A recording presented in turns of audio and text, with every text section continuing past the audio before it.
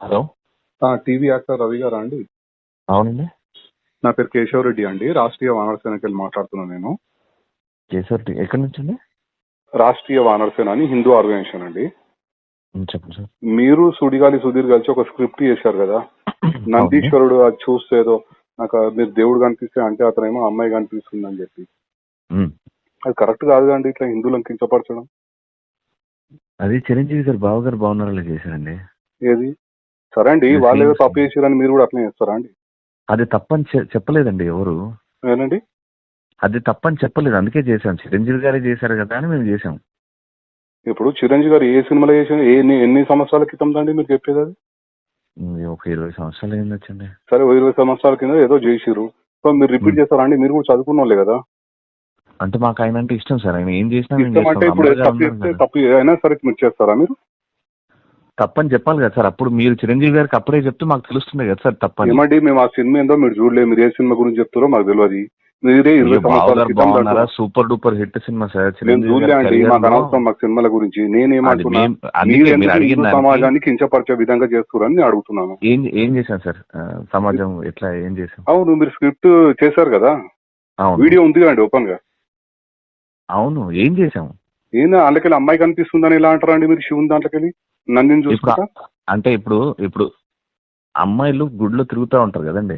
అయితే ఇప్పుడు ఆయన అట్లా కొమ్మలతో దేవుణ్ణి చూద్దాం అనుకున్నాడు, కానీ అమ్మాయి మధ్యలో వచ్చింది.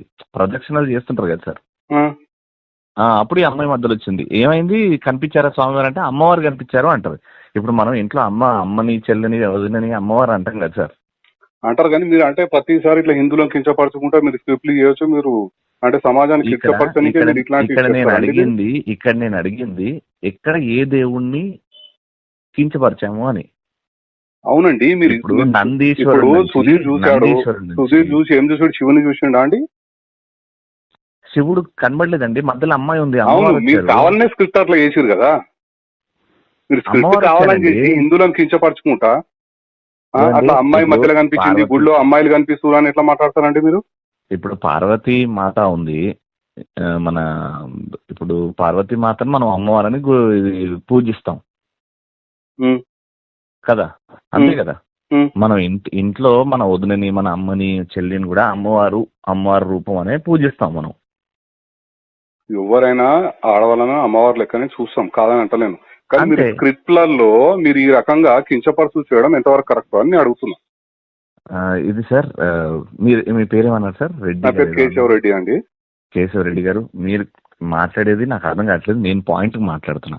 ఇది సుధీర్ గాని రెడ్డి గారు వినండి. చెప్పండి. ఇప్పుడు అక్కడ చిరంజీవి గారు చేశారు అని మీకు తెలియదేమో. ఓకే, నేను చెప్తాను. ఇది ఫైనల్ గా నేను షూట్ లో ఉన్నా. ఇప్పుడు నేను కానీ సుధీర్ గాని మాకు అది చూపించి ఇది చెయ్యాలి అన్నారు. చిరంజీవి గారే చేశారు కదా, అప్పుడు ఏమనలేదు. అంటే నందీశ్వరుణ్ణి తెచ్చిపెట్టినప్పుడు మేము షూస్ కూడా ఇప్పేసి స్టేజ్ మీద ఉన్న వాళ్ళందరి చేత షూస్ ఇప్పించేసి, ఎందుకంటే దేవుడు ఉన్నాడు కాబట్టి షూస్ ఇప్పించేసి మేము ఆ స్కిట్ చేసాం. చిరంజీవి గారిని ఏమనలేదు, అది కరెక్ట్ ఏమో. అండ్ అమ్మాయిని మనం అమ్మవారు ఏం జరిగిందని నాకు తెలియదు. ఒక నిమిషం, నేను నాకు అవసరం లేదండి. నేను ఏమంటున్నా, ప్రస్తుతం ఏదైతే మీరు చేసిరో అది కరెక్ట్ కాదండి. ఇది ప్రతి ఒక్కరికి ప్యాషన్ అయిపోయింది. ప్రతి ఒక్కరు ఇట్లా హిందువులను కించపరచు స్క్రిప్ట్లు చేయడము, హిందువుల పైన దాడి. ఏమండి, మీరు యాజ్ ఎ హిందూగా ఉండి మీరు ఈ రకంగా మాట్లాడడం ఎక్స్ప్లెనేషన్, మీరు ఏదో తప్పు జరిగిందని అని కూడా మీరు పశ్చాత్తాపం పడతలేరు. మీరు ఇట్లా మీరు ఎట్లా మాట్లాడుతున్నారండి? నాకు అర్థం కాదు. మరి నాకు తప్పని చెప్పండి సార్. అది 100% తప్పండి. చేసిన తర్వాత ఇప్పుడు మీరు నాకంటే మినిమం ఒక 10 సంవత్సరాలు పెద్దగా ఉంటారు. ఇప్పుడు మీరు అప్పుడే చిరంజీవి గారు చేసిన దానికి ఇప్పుడు యూట్యూబ్ లో ఉంది అది చిరంజీవి గారిది. మేమన్నా తీసేసినాం, మీ మీద మర్యాదతో తీసేసినాం. ఆ వీడియోనే తీసేసినాం. మేము చేసింది ఇప్పుడు మీరు పెట్టింది తీసేసినాము. మరి హిందూ సమాజానికి ఒక క్షమాపణ చెప్పండి, మళ్ళీ తప్పేముందల్లా చెప్పరు. అట్లా ఇగో హార్ట్ అవుతుంది కదా. ఇప్పుడు ఇంతమంది హిందువులు చూసే కదా మీరు ఈ స్టేజ్ వచ్చారు మీ షోలు. నేను ఏమంటే రవి గారు, ఒక్క నిమిషం, హిందూ సమాజం మొత్తం చూస్తేనే కదా మీరు ఈ స్టేజ్ వచ్చారు. తప్పు జరిగినప్పుడు హిందూ సమాజానికి క్షమాపణ చెప్పడానికి తప్పేముందండి? మీకంటే ముందు 20 మందికి ఎక్స్ప్లెయిన్ చేసినాము. 20 మందికి ఎక్స్ప్లెయిన్ చేసినాము. మీరు నంబర్ నాది ఏడు నుంచి తీసుకున్నారో అక్కడ నుంచి నాకు సుధీర్కి వస్తే మేము 20 మందితో మాట్లాడాం. మాట్లాడాలండి. మన తప్పు జరిగినప్పుడు ఫోన్ చేస్తారు కదా, ఎవరైనా సరే చేస్తారు కదా. మీరు హిందువే కదా, మీరు కూడా ఒక హిందువే. రవి గారు మధ్యలో ఇగో వస్తుంది. రవి గారు ఒక్క నిమిషం, రవి గారు ఒక్క నిమిషం. మీరు కూడా ఒక హిందువే కదా? నేను ఇండియన్ సార్. మీరు ఇండియన్, హిందూ కాదైతే. అంటే ఇట్లనే కించపరచు పోస్టులు పెడతాము, మాకు ఎవరన్నా ఇట్లా ఫోన్లు చేసినప్పుడు తీసేస్తాం, అంతే కదా? మీరు ఏం చెప్పలేదు సార్. పోస్ట్ మీరు ఇగోతో మాట్లాడితే ఏం చేయలేము సార్. ఇగోతోడు కాదండి, మీరు చేయడమే తప్పు చేస్తారు. మీరు చిరంజీవి గారు చేసినట్టు నాకు తెలియదు అంటారు. ఇప్పుడు చిరంజీవి గారు ఒక్క నిమిషం రవి గారు, ఒక్క నిమిషం. మేము సినిమాలు చూసుకుంటా కూర్చోమండి, మాకేం ఇది లేదు. మీ ఇప్పుడు మా దృష్టికి వచ్చింది కనుక మేము ఒక హిందూ ఆర్గనైజేషన్ కనుక మీకు కాల్ చేస్తాను. నేను అసలు ఏంది మీరు ఈ రకంగా చేయడం ఎంతవరకు కరెక్ట్ అని చెప్పి మిమ్మల్ని నేను ప్రశ్నిస్తున్నాను.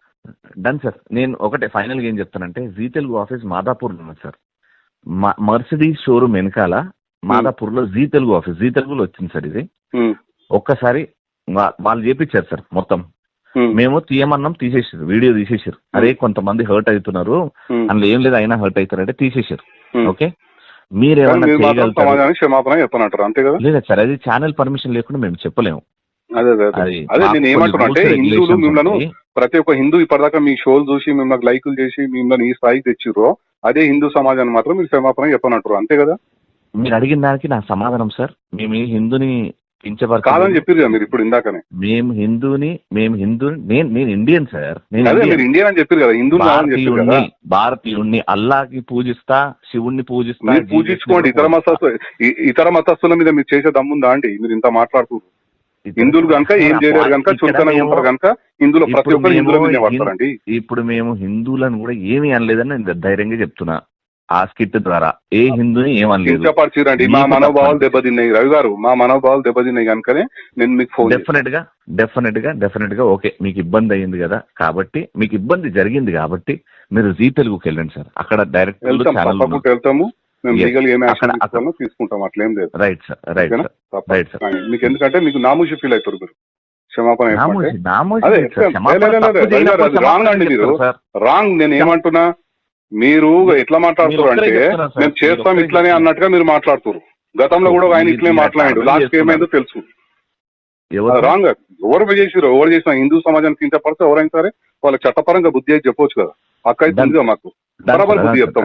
100% బుద్ధి చెప్తాం. మీకు చేయలేదు కాబట్టి, మీరు తప్పు చేసిరు అని చెప్పి నేను అనుకుంటున్నా. 100% మా హిందూ సమాజాన్ని మీరు కించపరిచినట్టే మీకు చట్టపరంగా మీకు లీగల్ యాక్షన్ ఉంటుంది తప్పకుండా.